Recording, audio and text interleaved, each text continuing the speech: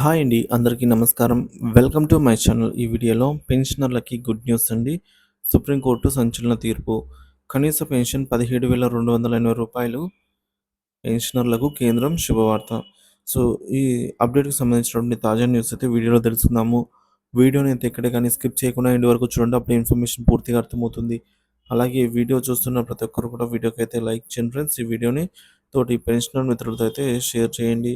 కొత్తగా మన ఛానల్ చూస్తున్న వారు సబ్స్క్రైబ్ చేసుకోకుంటే వెంటనే మన ఛానల్ అయితే సబ్స్క్రైబ్ చేసుకోండి. దీని ద్వారా నేను చేసే లేటెస్ట్ వీడియోస్ అన్నీ మీ వరకు రీచ్ అవుతాయి.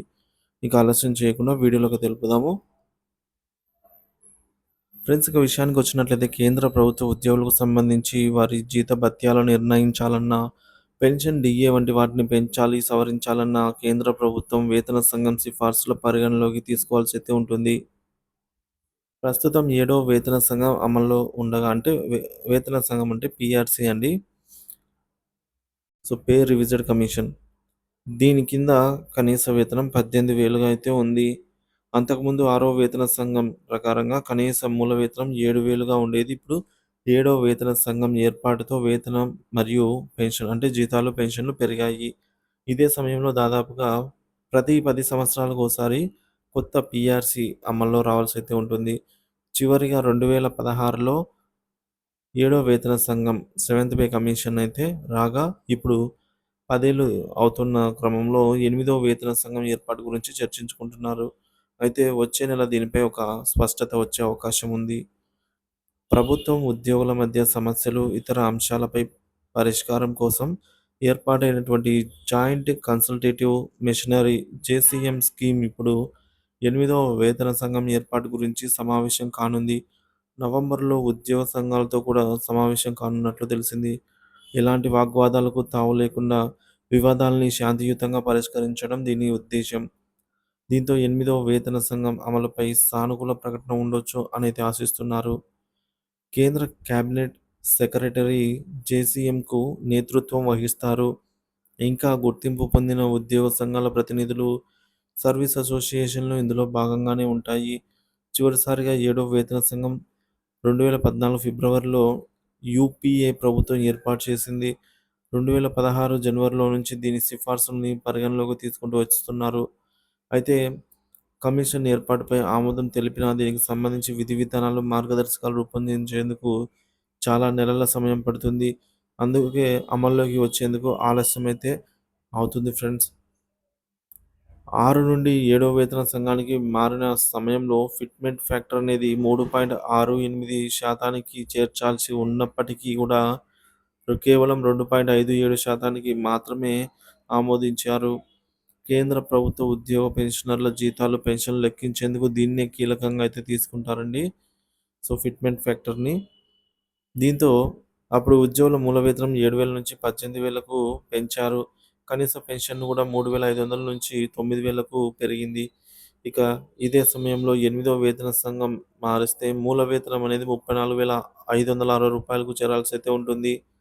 అలాగే దీంతో పాటు కనీస పెన్షన్ కూడా రూ. 17,280 వరకు చేరవలసి ఉంటుంది. దీంతో డీఏ కూడా పెరుగుతుంది. సో, ఇక్కడ మనం చూసుకోవచ్చు ఫ్రెండ్స్ పెన్షన్ గురించి. పెన్షన్ పొందేందుకు కనీస అర్హత అనేది 10 సంవత్సరాల కాలమైతే సర్వీస్ చేసి ఉండాలి. పెన్షన్ నిబంధనల ప్రకారం పదవీ విరమణ చేసిన కేంద్ర ప్రభుత్వ ఉద్యోగి కనీసం 10 సంవత్సరాల అర్హత సర్వీసు పూర్తి చేసిన తర్వాతే పెన్షన్ పొందేందుకు అర్హులవుతారు. కుటుంబ పెన్షన్ విషయంలో ప్రభుత్వ ఉద్యోగి సముచితమైన మెడికల్ అథారిటీ పరీక్షించి సరిపోతుందని ప్రకటించినట్లయితే, వితంతువు తన జీవిత భాగస్వామి మరణించిన తర్వాత 1 సంవత్సరం నిరంతర సర్వీసు పూర్తయిన తర్వాత లేదా 1 సంవత్సరం పూర్తి కాకముందే కుటుంబ పెన్షన్ పొందేందుకు అర్హులు. సో, అంటే పెన్షన్ అనేది వేతనాలు అనగా లాస్ట్ బేసిక్ పే లేదా చివరి 10 నెలలుగా తీసుకున్నటువంటి సగటు జీతం ఏది ఎక్కువ ప్రయోజనకరంగా ఉంటుందో దాంతో లెక్కించబడుతుంది. పెన్షన్ మాత్రం 50% వేతనంలో 50% లేదా సగటులో 50% అయితే ఉంటుందన్నమాట. సో, ప్రస్తుతం కనీస పెన్షన్ అనేది రూ. 9,000 అయితే ఉంది. ఏడవ వేతన సంఘం ఇప్పుడు సెవెంత్ పే కమిషన్ అయితే అమల్లో ఉంది కాబట్టి. సో, పెన్షన్‌పై గరిష్ట పరిమితి భారత ప్రభుత్వంలో నెలకు ఆధిక్యత అత్యధికంగా వేతనంలో 50% సో, అంటే కనీస పెన్షన్ అనేది 9,000 గరిష్ట పెన్షన్ అనేది 1,25,000 వరకు ఉండటం జరిగిందండి ప్రస్తుతానికి. సో, అదే విధంగా పెన్షనర్లకు భారీ శుభవార్త అండి. కేంద్రం అయితే గుడ్ న్యూస్ చెప్పింది. సో, కొంతమంది రిటైర్డ్ విశ్రాంత న్యాయమూర్తులకు నెలకు 6,000 నుంచి 15,000 వరకే పెన్షన్ లభిస్తూ ఉండటంపై సుప్రీంకోర్టు తీవ్ర దిగ్భ్రాంతి వ్యక్తం చేసింది. తక్కువ పెన్షన్ విషయంలో ఓ హైకోర్టు విశ్రాంత న్యాయమూర్తి దాఖలు చేసినటువంటి పిటిషన్‌పై విచారణ సందర్భంగా జస్టిస్ గవాయ్, జస్టిస్ పీకే మిశ్రా, జస్టిస్ కేవీ విశ్వనాథన్‌లతో కూడినటువంటి ధర్మాసనం ఈ మేరకు స్పందించింది. 13 ఏళ్ల జిల్లా కోర్టులో జ్యుడిషియల్ అధికారిగా పనిచేసిన అనంతరం అలహాబాద్ హైకోర్టు న్యాయమూర్తిగా పదోన్నతి పొందిన తనకు 15,000 పెన్షన్ వస్తున్నట్లు అంటే 15,000 పెన్షన్ వస్తున్నట్టు ఆ పిటిషనర్ సుప్రీం ధర్మాసనం దృష్టికి తీసుకొని వెళ్లారు. పెన్షన్ లెక్కగట్టే సమయంలో జ్యుడిషియల్ సేవలను పరిగణలోకి తీసుకునేందుకు అధికారులు నిరాకరించారని కూడా ఆయన పేర్కొన్నారు. 6,000 లేదా 15,000 పెన్షన్ పొందుతున్న హైకోర్టు విశ్రాంత న్యాయమూర్తులు మన ముందే ఉన్నారంటే దిగ్భ్రాంతికరం. అలా ఎలా సాధ్యమవుతుంది? అని సుప్రీం ధర్మాసనం వ్యాఖ్యానించిందండి. సో, న్యాయమూర్తుల పదవీ విరమణ అనంతరం ప్రయోజనాలు ఒక్కో హైకోర్టులో ఒక్కోలాగా ఉంటాయని, కొన్ని రాష్ట్రాలు మెరుగైనవి అందించాయని జస్టిస్ బిఆర్ గవాయ్ పేర్కొన్నారు. అనంతరం ఈ కేసును ధర్మాసనం నవంబర్ 27కి వాయిదా వేసింది.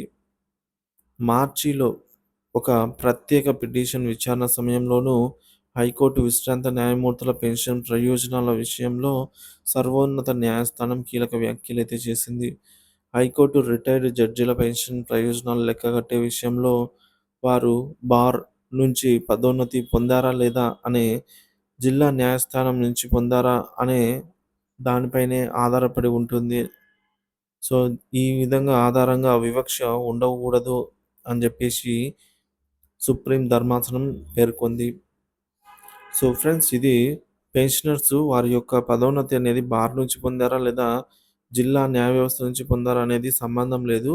సో, వారికి కనీస పెన్షన్ అనేది 6,000-15,000 మధ్యలో ఉండకూడదు అని జెప్పేసి సుప్రీం కోర్టే స్వయంగా తీర్పునివ్వడం జరిగింది. సో, చాలామంది పెన్షనర్స్ మనం చూస్తూనే ఉన్నాము. నామమాత్రపు పెన్షన్‌లయితే పొందుతున్నారు.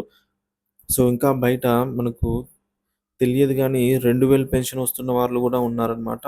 సో, ఇలాంటివి ఎక్కడ జరగకూడదు ఇక మీదట అని జెప్పేసి సుప్రీం కోర్టే పేర్కొనడం జరిగింది ఫ్రెండ్స్. దీనిపై మీ అభిప్రాయాన్నయితే కామెంట్ రూపంలో తెలియజేయండి friends. Thank you for watching this video.